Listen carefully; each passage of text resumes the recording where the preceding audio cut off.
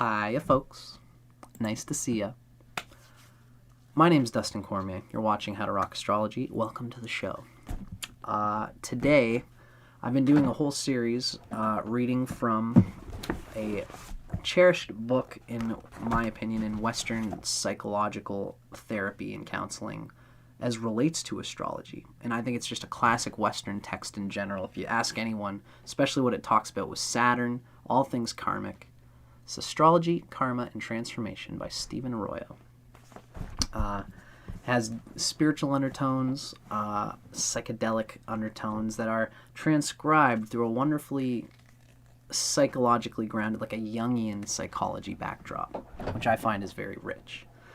So if you want to hear more about, for example, like how to interpret Pluto in any house, check out the early part of the series where I talk about, for example, I got a video called Pluto in the Houses. Just gives you a little bit more background information on how to interpret a Pluto transit as well as in the natal chart.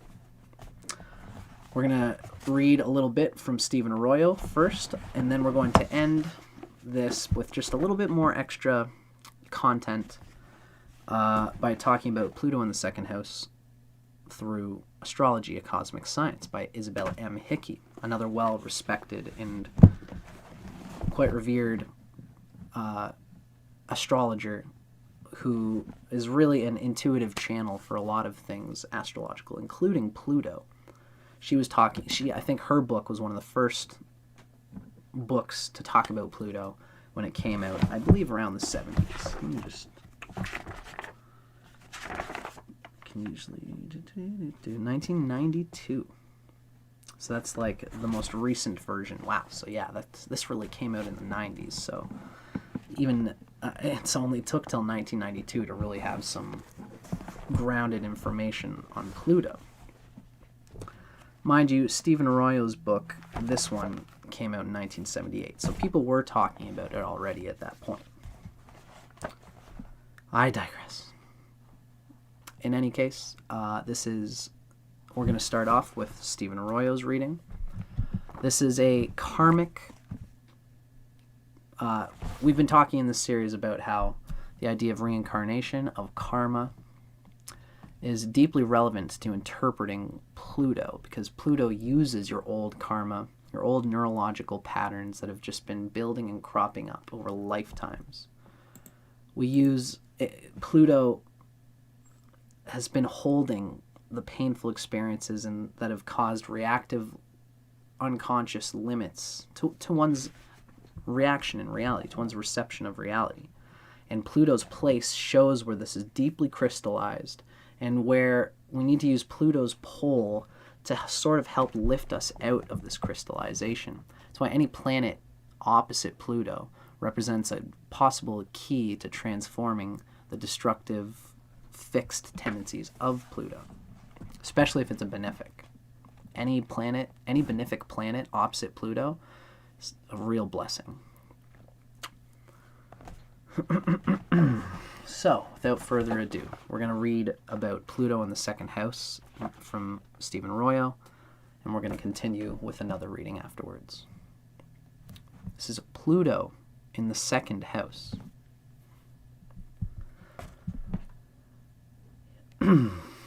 The following, these provide hints and guidelines for interpreting the meaning of Pluto in the various natal houses, in the second house. Please keep in mind that these are only guidelines and are meant primarily to elicit insights in your own mind related to the person whose chart is being examined, who has Pluto in the second, whether it's your own or somebody else's.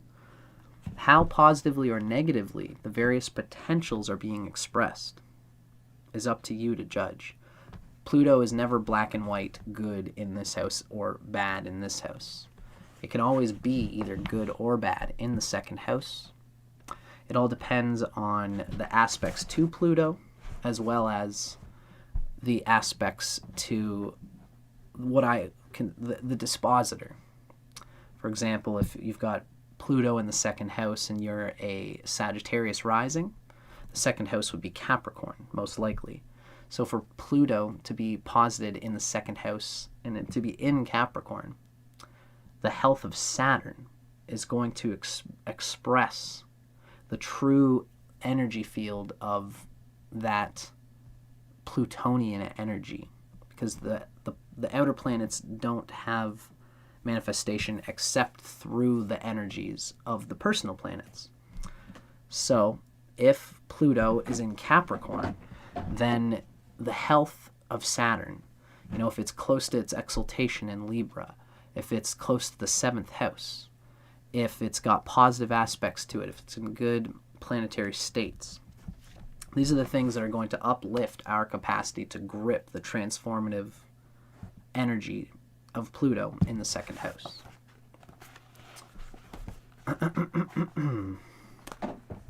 So, when Pluto is in the 2nd house, here there's an overwhelming desire to have control of one's material resources as an aid to achieving peace of mind. The very orientation toward controlling or possessing, however, is the source of inner turmoil, ironically, self-defeatingly. Pluto in this house indicates that one's attitudes towards owning or towards possessing things or people must be transformed in order to achieve a regeneration of values.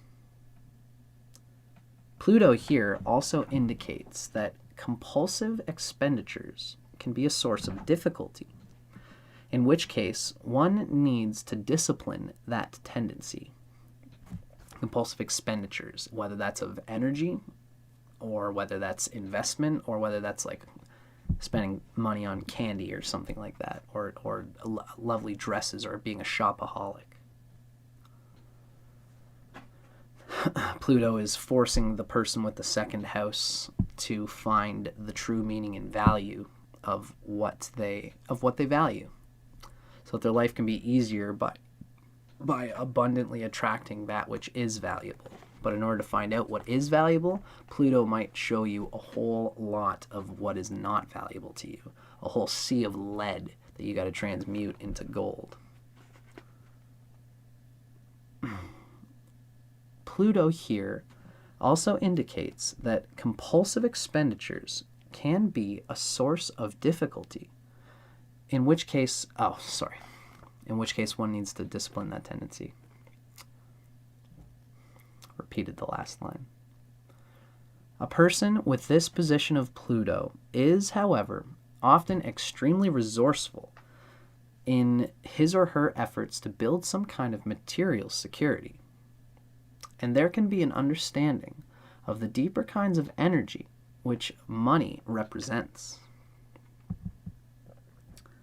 An understanding of the deeper kinds of energy which money represents: finances, wealth, class, status, whether they are relevant to one's feeling of self-value or not, or what one needs in order to feel self-value.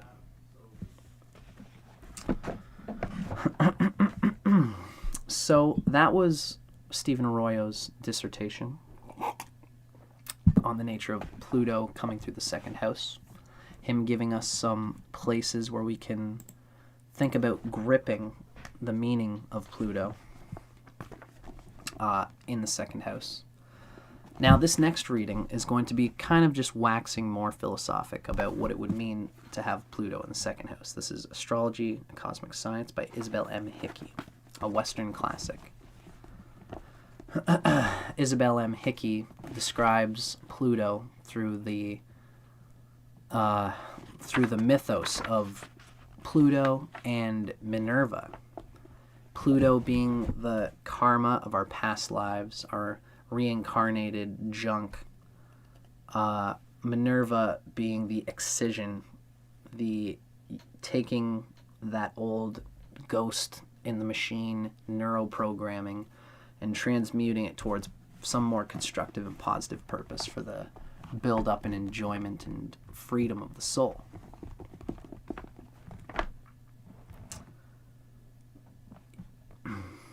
Here we can see that much of this themes is related to money, one's personal money, one's personal possessions, as well as investment in another group's possessions, investment in a partnership, that being the pole, the opposite of the second house. The seventh from the second house is the eighth house, and that's the positive pole. Any planets in the eighth house, especially benefic planets, would help to bring out the positive relationship between Pluto and its transcendental goal here, which is to have possession, to have self-value, which is to feel valuable, but while also being willing and capable of blending with other people in order to be more than your own individual value. Let's read what Isabel Hickey says about it. This is more on Pluto in the second house. Here is the house of values and resources. Here in the second house, with Pluto there, one confronts one's appetites and learns to control them. Money and the things it can buy will be important to this person's life experience. If the negative side of Pluto is working, the method of attaining money could be less than honest. It's just such a desire for this material security that they'll just start being a little bit ridiculous about it. I would say negative side of Pluto again includes like if there's malefic aspects with Pluto or with Pluto's dispositor or aspecting Pluto, or if Pluto's dispositor is not in good shape, then the method of attaining money could be less than honest. There's such a desire for it, and the sign they're in doesn't have the proper channel for it, so they're like, ugh. It's like, if you've got Pluto in Virgo and Mercury's in Pisces debilitated, and the Pluto wants to express financial gain through Virgoan organization and capacity, but the Mercury is trash. So the Pluto says, well, I'm not expressing this through Virgo, so I got to leak it somewhere. And that's when people can get this negative expressions, which is just a deep desire to be financial without having worked for it, to be financially well without having really worked for it, or without having something of value to reflect.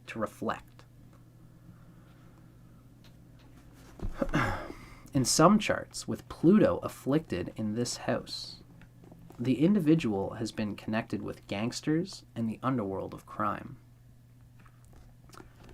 This position of Pluto can bring great wealth, usually from metals, mining, or oil, stocks, etc. Things that lie beneath the surface of the earth, the second house relating to Taurus and Earth. Worldly possessions are important and often obtained legitimately if there are good aspects to Venus or Jupiter. That's when Pluto in the second house is put to positive use through some kind of either harsh experience that's taught the value of things, and now if it's in positive aspect to Venus and Jupiter, the value on monetary items can become extrapolated in a more self-fulfilling way, even by just doing things for people, involving yourself in groups without needing to feel like you have this fancy car or this life or whatever else in order to show them. You get more love out of surrendering the need to feel secure and just diving into relationship, partnership, and mutual fun and engagement. With heavy afflictions to Pluto in the second house, money may be acquired, but it could vanish very suddenly and unexpectedly. Gambling and speculation could cause loss when a heavy transit conjuncts or opposes Pluto in this house. With constructive aspects, money could come through inheritance. It's the eighth house relationship to the second. If the Minerva, the positive aspect of Pluto, if Pluto's healthy with less afflictions, if its dispositor is well placed, if the Minerva aspect is functioning, the individual would consider themselves a steward of their health, of their wealth rather, and they'll use it to lift the burdens of those that need help. So the wealth is moving through them, and they're a channel for the organization of this thing coming from above them and working through them, and they then get to lift the burdens of those that need help. To expand one's second house so that it's in engagement with the world around them and with the loved ones around them. There would be a spontaneous, outgoing expression of the desire to share. Pluto is a planet of extremes, going to the farthest pole, whether it be desecration or consecration. If there is a particular pattern shown in one area of the chart that is a strong characteristic, it will be shown not only by one aspect, but over and over again in many different ways.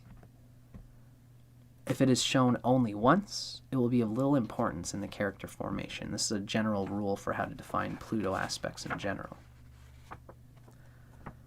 When some quality of character is emphasized in several different ways, the astrologer knows that it is of great importance in the individual's life. It's a cool little bit of wisdom relating to confluence. So whenever we see confluent factors all building up to the same theme in a chart, that's how we know when an aspect like Pluto, like this, is going to be important in the life. The house in which Pluto is placed shows the karmic hangover from the past as far as instinctive reactions are concerned. In the second house, Pluto has to do with values, appetite, sensuality, and overpossessiveness. It can swing from one pole to another. There may be an austerity that passes severe judgments on anyone indulging in any sort of weaknesses. Our latest learned lessons usually involve the qualities of which we are most intolerant in other people. For instance, the alcoholic or drug addict of a past life is the one who comes into embodiment with no desire for liquor or drugs in this lifetime. The lesson has been learned where others are concerned, but the dues have not been paid. So, before incarnation, the soul chooses to come into a family or situation where someone will be an alcoholic or a drug addict. It is possible it will be a mate. The same treatment, once passed out to others, returns to its source. Cool psychedelic thing there. This is how we learn over time. We reap what we have sown.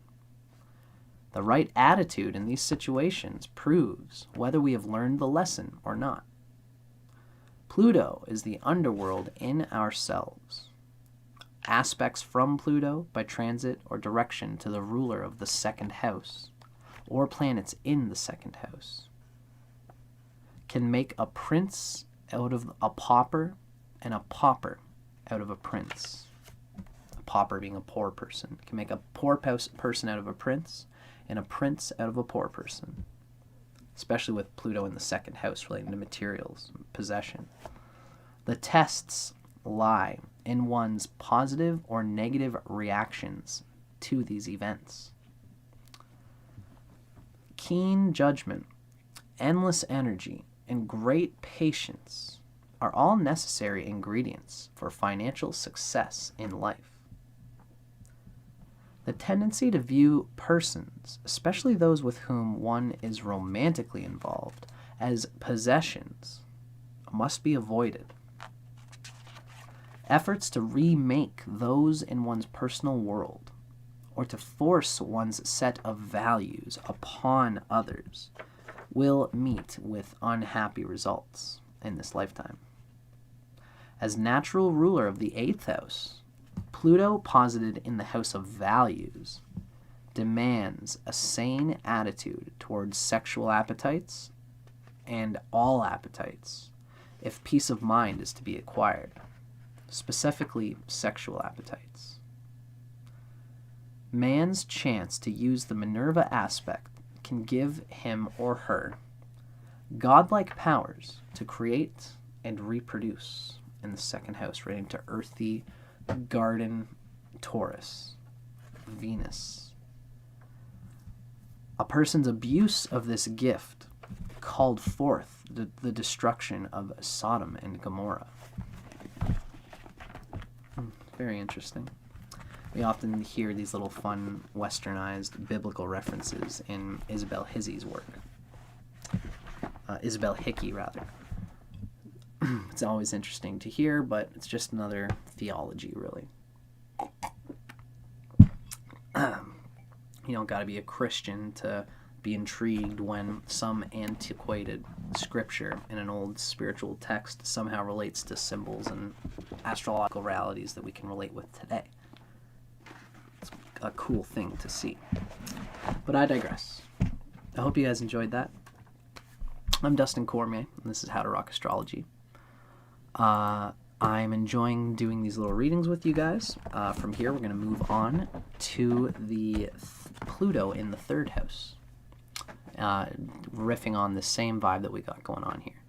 I hope you guys enjoyed this. Like I said, if you did enjoy it, feel free to check out the start of this playlist, where I've got more things to give you more information about Pluto and what it means to your personal transformation. I'm Dustin Cormier for How to Rock Astrology. Thanks for watching, guys, and check out the last bit of this playlist too, or at least for today's. For those watching live, we're going to end all of this by talking about Pluto's planetary